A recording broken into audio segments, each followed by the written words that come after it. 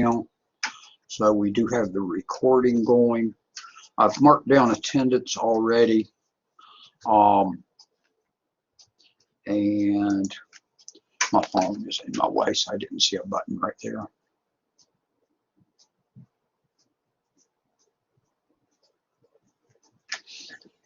Okay.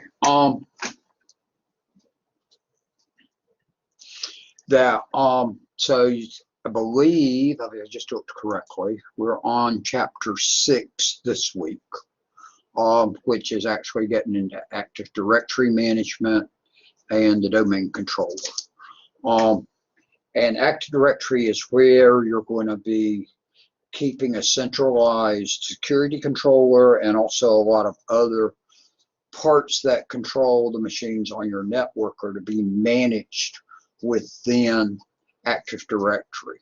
And that's what it's doing, is keeping up with all of that stuff as a centralized point on it in your network, as opposed to having it decentralized and every machine responsible for their own stuff.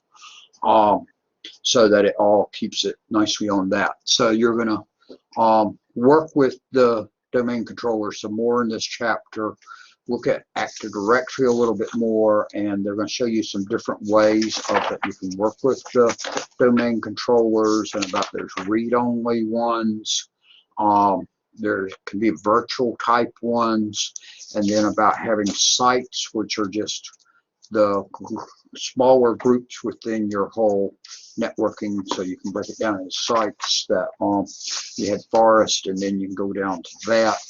The DNS can be also set into a read-only type approach on it, but so then you can deal with that on it. So then you can deal with the sites in there, and that you'll see how those can connect together.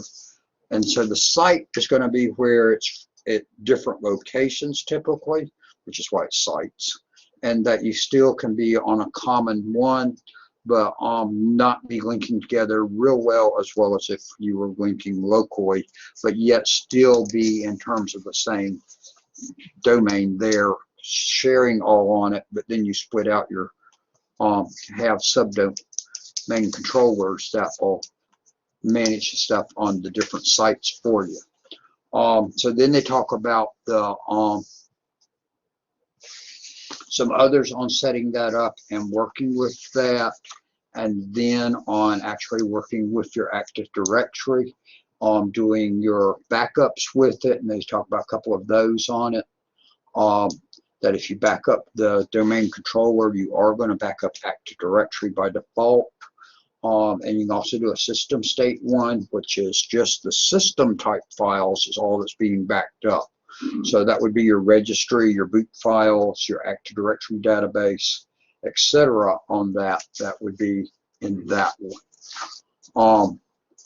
And then that actually Active Directory can get fragmented also, just like disk used to could, although you really don't have a problem with that anymore.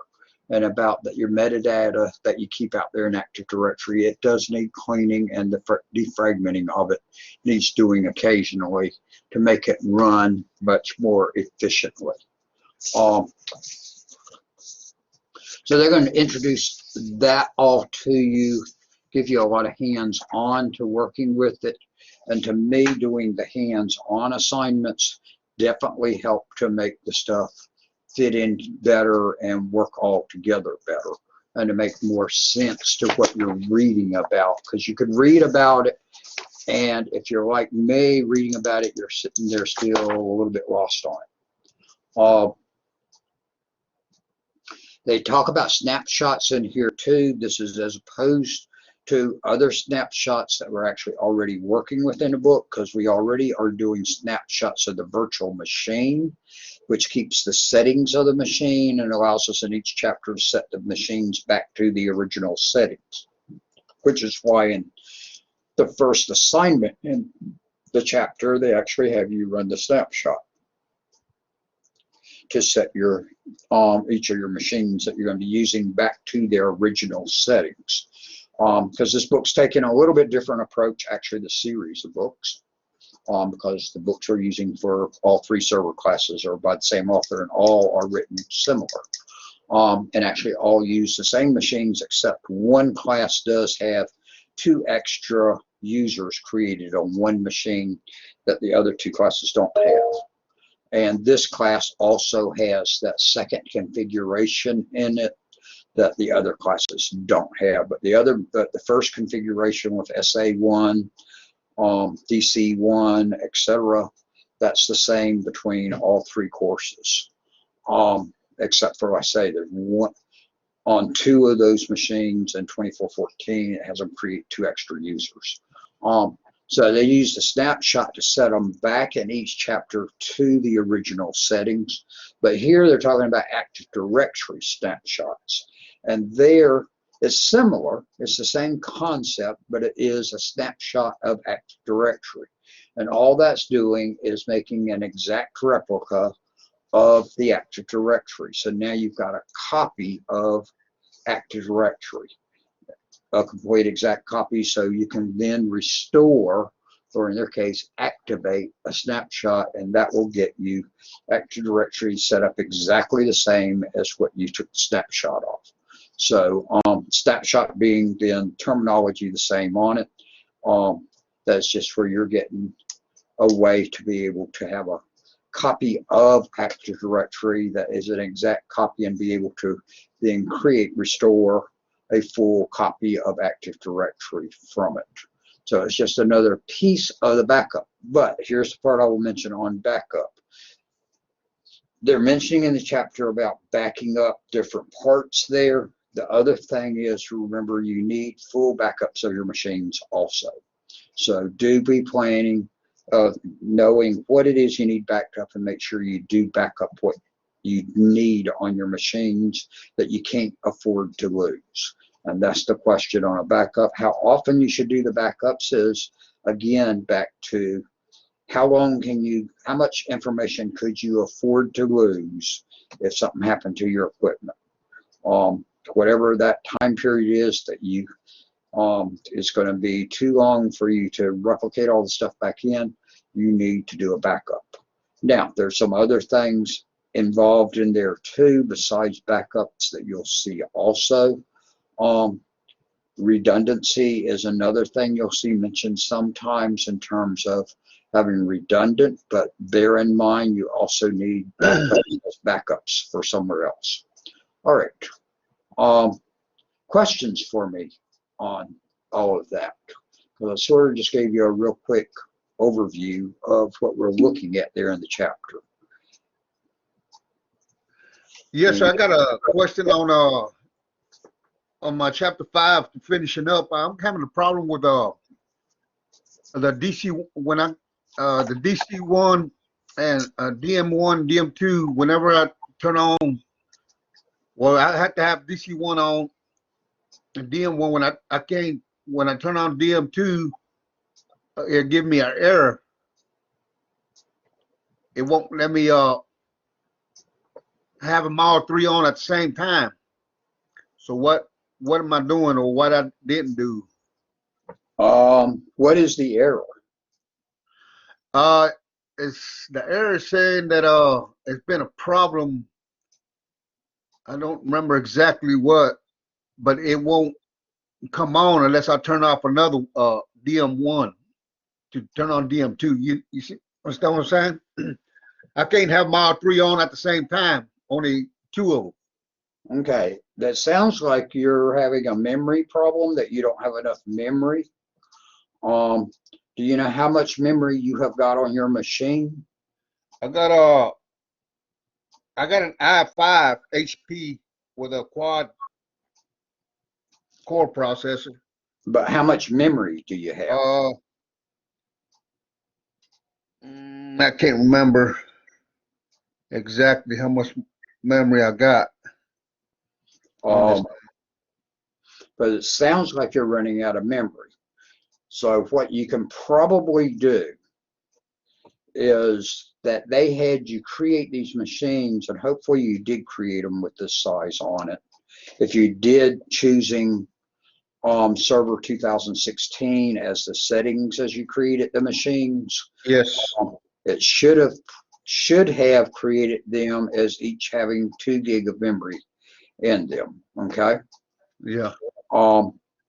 And depending on if you've got other things running on your physical machine that if you've got extra things running on there you don't need, then shut them down when you're running the virtual machines. Now, I do know you're going to need either Word or WordPad running, obviously, to put your screen prints into. You're going to need Blackboard running, so you're going to need your browser running, but you need Blackboard running in it so that you've got the directions and stuff and that things to work with right there.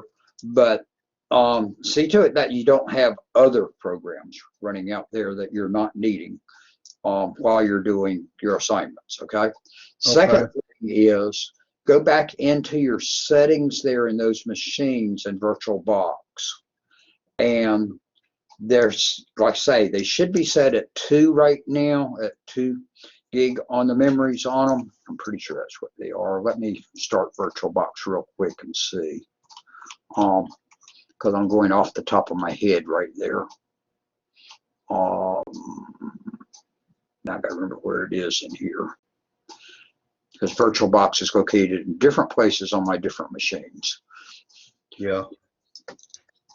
And I haven't really done hardly anything. Yeah, what school machine this morning, so all right, give me a second and it'll start up and then I can tell you something else to do. All right, what else? What are you saying? Yeah, that what I set mine just exactly as you posted on there, so it should be. So you should have out there on them in terms of the memory that you've got 2 gig of memory on them. Okay, 2000 is going to should show on it that it's got 2000 megabytes of memory. Okay, which is putting you on up there to 2 gig actually, but it's expressing it as 2048 is what it should be showing to you. I would suggest trying going into your settings in each of those machines and cut that down to like 1500. That'll still actually be in the green zone, and I think that'll work. I've told some other students to do that, but none of them wrote me back on what it did. But it is still completely in the green zone about that at that point, and just cut it down to like 1500 megabytes, and I think that'll work for you then. And then that would mean the 3 machine, because when you're running 2 machines right now, you're grabbing 4 gig of memory, just for the virtual machines. If you switch those down to 1500, because you're really not doing a lot on these machines. The only thing you're doing is fooling with system properties. So you're not needing a lot of memory to run them, that you're not needing to be running other applications that use a lot of memory or whatever. So if you cut them down to 1500, you'd still be in a usable range, should be on it. They could slow down slightly on you. I will warn you that one, depending on whenever you get down to too small on it. But if you cut down to 1500, you probably still got plenty. The other part is when you start 3 machines, that's only using 4500 meg of memory between the 3, and you were using 4000 anyway between 2, so that you probably can run the 3 machines safely then, and probably still get on it. But I'm suspecting that you probably you may only have 4 gig of memory is going to be my guess on your machine. For my machines, I've got 8 gig on them, and that I've run fine on running 3. But I'm going to take a guess that you've probably only got 4 gig instead of 8 gig on, But then they should work okay for you. You could see a little bit of slowdown, and if you do, if it's too much for you, then try adjusting to a little bit larger number than 1500. Go back in and change them to 1600 maybe, and see if you can find that magic little number on there that gets them where they all work, but also where they work at a reasonable speed for you. Okay. Does That that make sounds sense? good. Yes, sir. Thank you. Because, and people could have, because if you're running Windows as your main operating system, that you Yes. Windows 10 as your operating system on your main machine, Mm-hmm.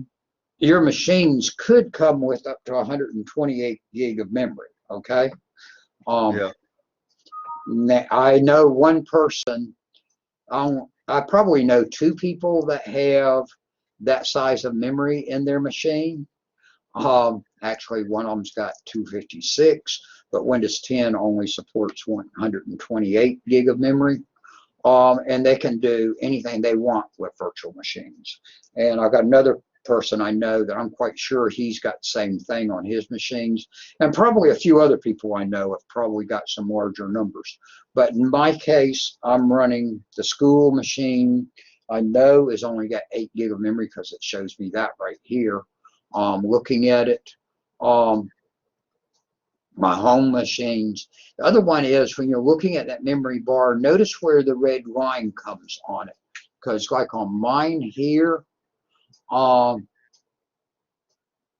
that it shows that there's 8 gig available on my total machine, but it goes as far as for that machine itself, it wants to top it out at it starts to go to red when it gets to 5200, and because the rest of that memory's got to be reserved for the main machine. And I was going to try to run a couple of machines. I wouldn't be able to run them on the top edge of it. So watch that one, that you're not pushing your machines right up there on the edge of the red line. Okay. Okay. A reason to cut them down. So, but all you got to do is go in settings and go to system in settings, and you've got right there that it gives you the control. It's got a little, that when you go to system in there, it shows you what the memory setting is, and you Yeah. can either use the slide bar to change it, or in this case, what my suggestion to you is just go over there where the number is and just change the number. It should be sitting at 2048 right now. Change it down to 1500, and then on each of the machines, and then fire them all up and see what happens. Yeah, I should have 8 gigabytes, but I'm not sure. I thought I was running 8 gigabytes. Make sure now, the other one is make sure on all of your machines that you do power them off, not put them to sleep. Because if you put them to sleep, they're still using memory and space out there, okay? Yeah, I always power them off, all the way off. So make sure they are showing all powered off, that you're not using at that point, okay? Okay. Gotcha. Because I've had that be an issue with some students too. Obviously, in your case, you're saying that's not, but I'm still pointing it out. Because the other one is, Ashland may benefit from it, I don't know. Or somebody else that listens to the recording later may benefit from that information I'm throwing out. So sometimes I throw something at you that I'm really not throwing at you, but it's for others, because remember, these sessions are for not just those of you listening live, that in this case, you and Ashland, but there's also some students that do listen to them on the recording. Yeah. So I try to keep it broad on that one.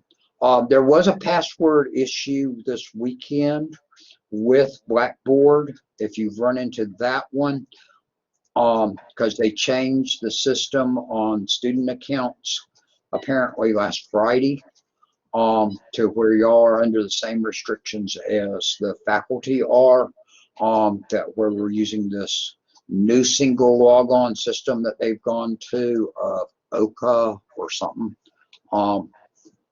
OKTA or something like that on it, and that with it, that you may well run into that you have to change your password. They told you last semester that you needed to change your passwords to being complex passwords, and gave you some additional rules on them, like that they have to be 14 characters now versus where they used to be only 8 characters. But they didn't enforce it until all of a sudden on Friday, apparently.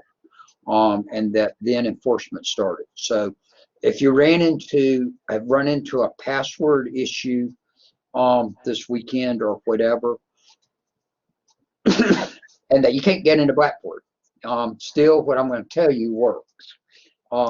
At Blackboard, when you get to where you would click the logon piece there, and then that you get your logon screen, actually at that point over on the right in the announcements there, which are school announcements as opposed to my announcements in the classes, there's one sitting there called password issues. And if it won't take your password or whatever, all of a sudden, click on that link there, and you don't have to be logged into Blackboard because it's actually before you log into Blackboard. So you can get to it if you got a password issue. I've actually seen some organizations before, and actually I'm taking a class from Stanley Community College, which I'm supposed to be taking a class from them. Started last week that I'm having a password issue with them, and I got to call them in a few minutes when I get off here. When I went in and told it that I was needing to get my password reset, it said that I hadn't set some setting on it, but it said it was sending me my directions on changing my password to my email. Now, do either of you catch anything problem with that? Yeah. I can't get into my email because my password won't work, but it's sending me directions about how to fix my password to my email. Huh. That's a lot of help, right? Yeah. First issue I had there was they had deactivated my account because I hadn't taken a class in a couple of semesters, because I'm actually taking a new Cisco class from them, DevNet class I'm supposed to be taking from them.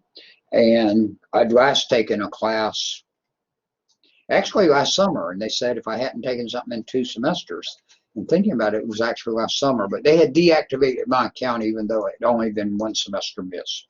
But I guess they counted this one as missed too because I was just starting here in June as opposed to whenever their summer semester started, probably the same as ours at the end of May. So they probably had deactivated me when the semester started that I wasn't enrolled.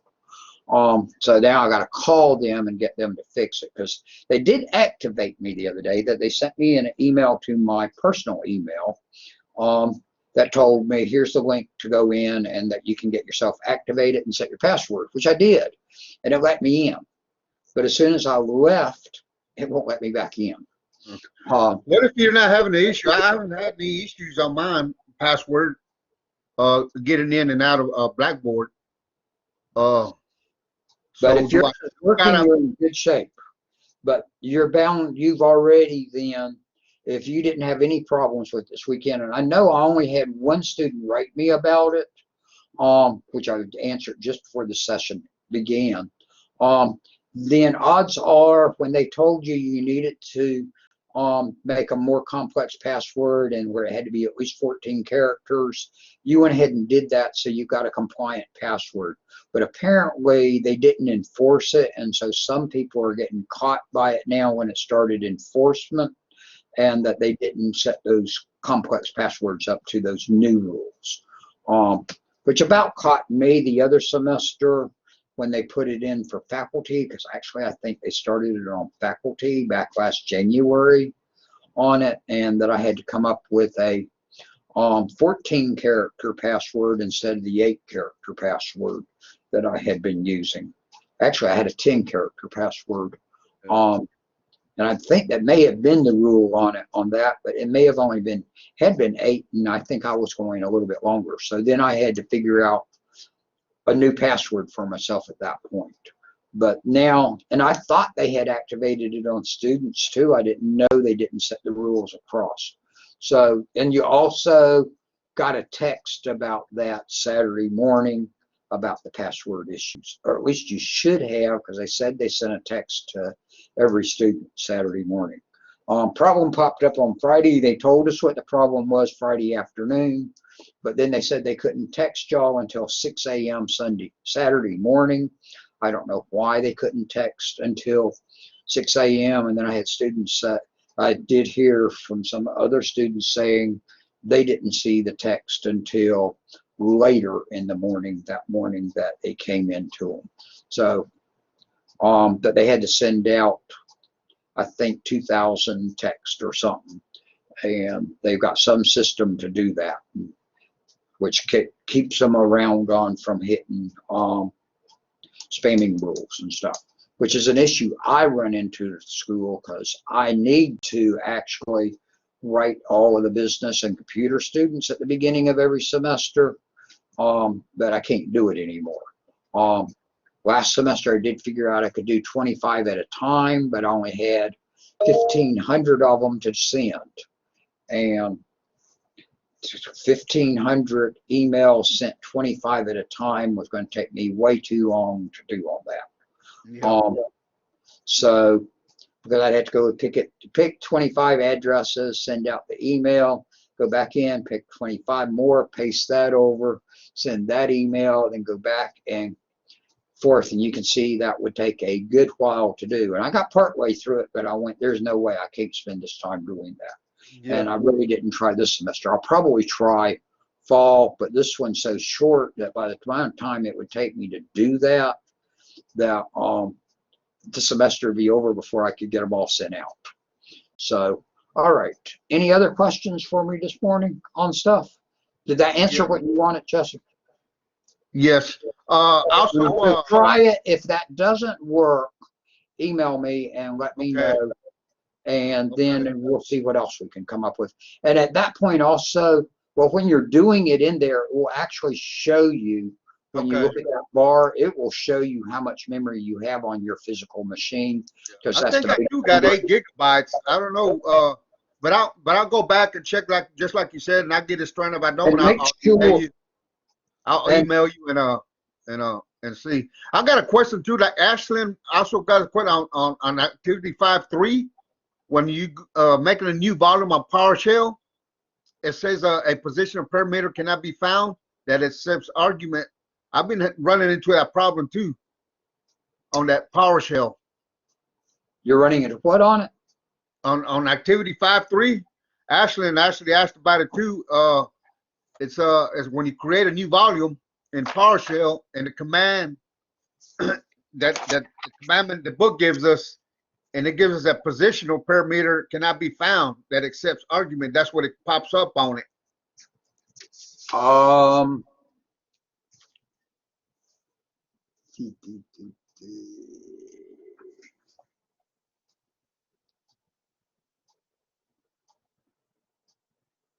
In which I got past that one, but I run into again on the next one. On PowerShell and 5.3? Yeah. When you create a new volume in PowerShell, and the book gives you the commands.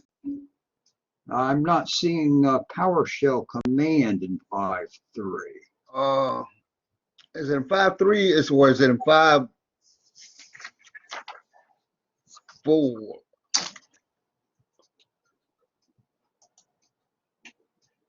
5.3 step 4 is what she said. Okay. Yeah.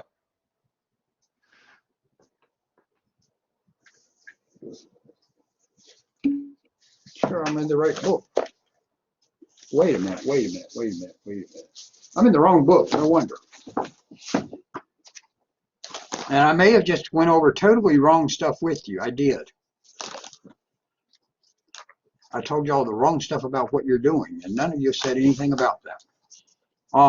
Actually, in chapter 6, here's the big thing. Let me go back to that, and then I'll come back to 5.3 real quick. Okay, chapter 6 is virtualization with Hyper-V. Actually, chapter 6 and 7. You have no assignments to do in chapter 6 and 7. That's what should be out there.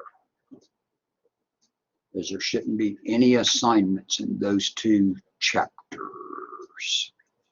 You've got tests to do, but you have no assignments to do in 6 and 7 because they're having you go through and use Hyper-V to doing a bunch of stuff, and we're just not doing Hyper-V in here. okay? Because that gives some other other things, and that we're working VirtualBox instead. So you need to read through the chapter, take the test, and read through all of the stuff, but you're not going to do any activities in chapter 6 and 7. Except for quick labs, we can work on the quick labs then. Now you got the quick labs assignment to do of those 2 courses to do in there. But that's not due until the last day of class, okay? But don't wait till then, because they will take you a little bit of time to do, okay? To be working on those. So here's a chance, actually, it would be a good opportunity this week to do some work on those, that you're not having to do labs in the other stuff that you're doing in the book. And the quick lab stuff, that Google Cloud stuff, is significant to your class, because Server 2016 and Server 2019, we're using 16, are both much more cloud-oriented server systems, and aim towards that you're keeping a lot of your information out there on the cloud, including your servers out there on the cloud. And so knowing some basics about the cloud definitely fits in with this course, which is why when I had the chance to get these free credits for you to take those classes with no cost, that I took advantage of it, that when she's got some. And if you run out of credits, or if you decide when you've done those 2 courses that I said you need to do for me, if you see some others sitting there that you're going, well, I'd like to do those, but I don't have enough credits for it. Because actually you're not going to use all your credits to do the 2 courses. You're only going to use like 10 of the credits or whatever. So you're going to have some credits left over. They're going to expire in October, okay? But if you see some other that you are going, ooh, I'd like to go ahead and just take that course, but it's going to take a few more credits or whatever, send me an email, and Jill will be glad, West will be glad to send you up your credit count to giving you some more credits also, if you're needing some more. Or if you run into issues doing these assignments and you end up needing some more credits because things just didn't work right for you, and you ended up having to redo some of the labs in it a couple of times, and so you used up more and you go to running out of credits, the same thing goes. Let me know and she can get you some more credits, okay?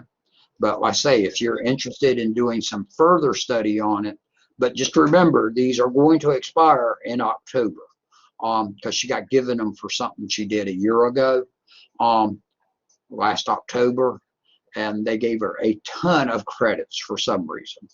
And so she offered them to me to use with my classes, and I said, yeah, I thought that would be a good add-on for y'all in here, but it only counts as 1 lab for you doing those 2 things. So it's not anything big to the class. Now, let me find 5.3. I am in chapter 5 in the correct book now.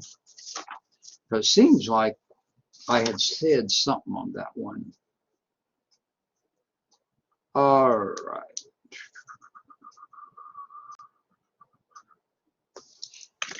Did I put a note in that assignment or not? So I'm trying to remember.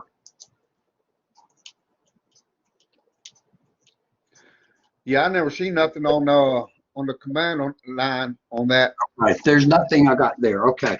Nobody has told me about an issue here on it. Y'all got to write and tell me on these.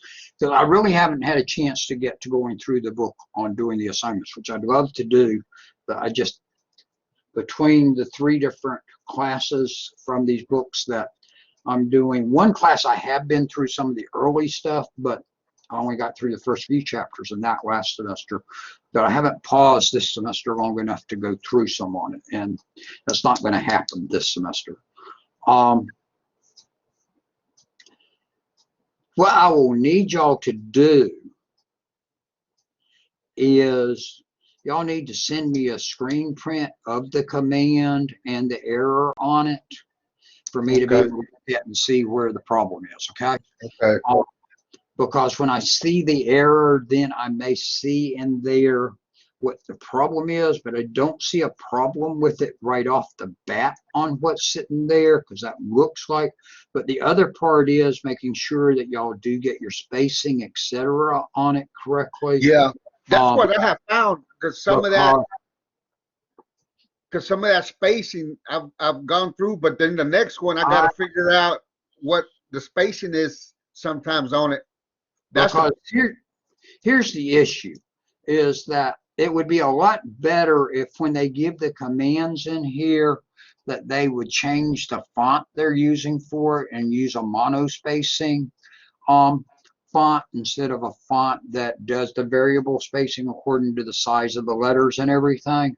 yes. Because a monospacing font would be real easy to tell where there's spaces in there and where there's not spaces in there, because it's hard for you to tell, particularly with the dashes in there.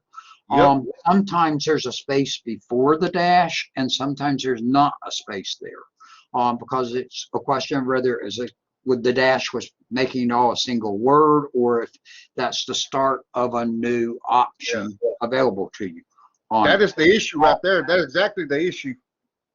So if you will send me the screen prints, because that's the thing on where I asked for the screen prints on it, I can look at what you've got there, see what you put in, and see where what the error says also, because the error will try to tell you where the issue is. Okay, nobody has written me that I know of about it, and at this point there's only 2 emails from yesterday that I haven't answered, and one of them I know I was getting ready to answer when we came on to here, and it's not got to do with that at all. The other one is a Cisco question, so it's got nothing to do with server either. And that it was a question about how they've got their grade on their assignment. So nobody has raised an issue to me about that, because if I catch that there is an error there on it, in what they've got in there, or where it's hard to read on it, that I will add in my notes down there for you, which I think I did back in chapter 3 or something. There was one of them y'all saw where I gave you a note about a command there that you had to pay attention to something on it. So send me, if y'all will, Ashlyn and Jesse, send me, do a screen print of that command, because I think you both said you're having a problem with it. Send me a screen print of it with the error. So the screen print should show me what you typed in for the command plus the error you got back. And then I will get back to you as quickly as I can today. Just bear in mind I've got a session at 11. But if y'all send it to me right after this, I'll try to get it beforehand, or I'll get it right after the session at 11 o'clock, okay? But I think that is the issue right there. We can't tell which the space, because I had to go back and try and look at what it's telling me, and then I fix one, but then I run into it again on the next one, because it's hard to tell, like you said, the spacing on it. And that's really the issue. Because they've tried to get them correctly, but it's possible that, and the other part is sometimes how we're looking at it, that makes it a little more difficult there. So see what it does, but send me that, and then I can respond accordingly. Like I say, nobody in the class has said anything to me about that command prior to y'all just now mentioning it to me. And if nobody writes and tells me on it, I don't know that people are having an issue with it. Okay. As opposed to an in-class session that you could raise your hand, or that I could see you sitting there getting a whole frustrated look on your face and go over to help you with. I can't do that in online classes, okay? So, and that I haven't had a chance to work through on these, but like on that then, if I really can't see what's happening there, I can actually go in. I do have the virtual machine set up now. I can go in and just try it and see what happens, and catch it. And so it's not just me looking at it with what's in the book and looking there. A lot of times I do see it when y'all send me one, but if I don't, I will actually get on into the virtual machine and try it and figure out what's going on. And that's where I've given y'all some notes sometimes. If y'all take 2413 from me next semester or another semester, You'll find a few more notes in it because I did it last semester and actually had time to get through the first few chapters in it. So the first couple of chapters in that book, I do have notes. Biggest thing I was trying to do, and I still was having to finish, and I got finished the first of this semester, was getting y'all the handouts showing you how to install the machines, because they don't show you really on that. And then we ran into the issue of chapter 2 having some issues, and I'm aware of that and gave y'all some things on about that. And that's where also where we're going into 6 and 7 now, that when I looked at those, I went, no, it's highly possible that they might work for us, but I'm going, no, with the things that we're running into, we're just going to skip over the Hyper-V where they actually have you going through and doing the stuff in the Hyper-V. We've already seen enough issues on that. We'll skip over that. So for those 2 chapters, I'm not assigning any activities for you to do. Okay? Okay. You do have the tests to still do in those chapters, and you still need to read the material. Okay? All right. But the lecture I gave you to start the session actually came out of 2414, just for your information. But 6 and 7 is where they're actually showing you some stuff you should have already picked up about into VirtualBox with setting up your virtual machines and everything. That most of that stuff is going to be familiar looking stuff from you from the beginning of the course, where you've already done stuff in virtualization and learned how to set up your virtual machines and to work with them, and that they're doing a little bit more there on that. Not sure that's really the chapter.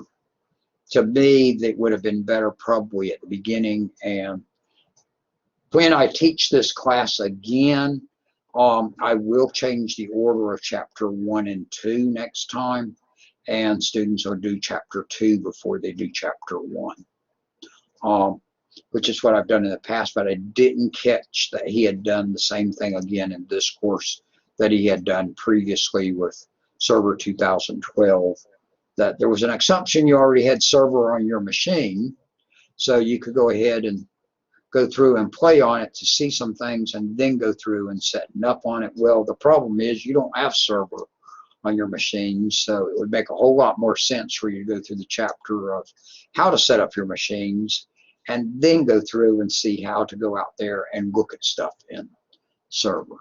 So I will switch the order. Next time I teach this class, I will switch the order of chapters 1 and 2. The students will do chapter 2 before they do chapter 1, which I think will help some too. And that probably relates back to your comment at the beginning of class about issues that you were having some issues with virtual machines and stuff. Yeah. All right. 5.3 is not assigned. Oh, it is missing on that list, but it should have been there, I think. I wonder now when you're saying that, because I caught that the other day. I thought I had it on mine because I worked it through. It's not on the list. Ashwin's right, and I remember seeing that the other day because actually on it, so you don't have to do 5.3 anyway.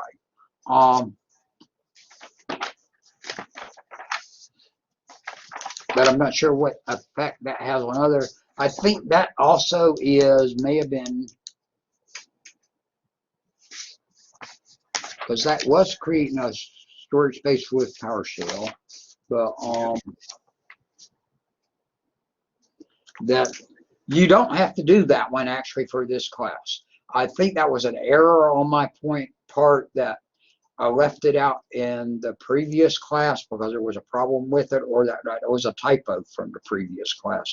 That somehow I skipped 5.3, but you don't have it to do anyway.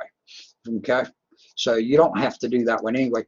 But if one of you would please send me the error along with typing in the command so I can check it and see, because I really think I need to be adding that one back in there, but I can see if that's an issue and if it's one we shouldn't even bother with. And I may have removed it for that reason. I'm not sure. Okay? Yes. Because I do skip over some activities sometimes when I realize might not work in our situation, because you got to realize the book is really more written for you teaching in a classroom with a set up lab already for approach, as opposed to you setting it up completely on your own machine at home and not having on that. And that's where they actually think in terms of where you're accessing back to a central thing for that 250 machine. Okay. So sometimes some things might not work as well for us because of our situation. Okay. Okay. But good point on that, Ashlyn. Good catch. All right. If there's not any other questions, I'm going to let you all go. And we've gone about 45 minutes. So we actually ran a good bit of time here. All right. We appreciate you, Mr. Dr. Watt. Okay. All right, sir. You have a good day. Y'all too. And I will see y'all next Monday, because next week we will meet on Monday as normal. Okay. Okay. Thank you, sir. And I'm